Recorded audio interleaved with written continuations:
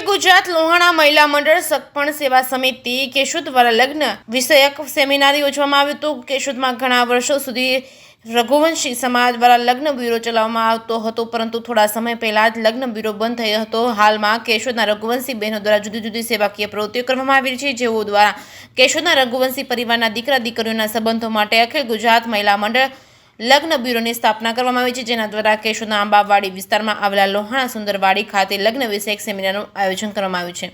આ કાર્યક્રમમાં સૌપ્રથમ પોરબંદરથી પધારેલા ચંદ્રિકાબેન તન્ના તેમજ શોભનાબેન પોપટ તેમજ લોહાણા મહાજનના ટ્રસ્ટીઓ તેમજ કેશોદના સગપણ સમિતિના સંચાલકો શીતલબેન કાનાબા તેમજ બિંદિયાબેન વિઠલાણી દ્વારા દીપ પ્રાગટ્ય કરવામાં આવ્યું હતું। ત્યારબાદ મહેમાનોનું સ્વાગત પુષ્પગુચ્છથી કરવામાં આવ્યું હતું।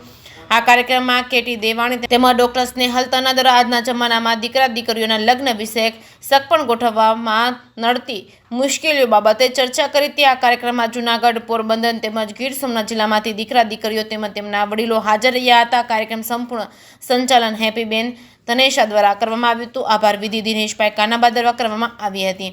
અજય કેસની ગુજરાતી સાથે રાજુ પંડ્યા, કેશોદ।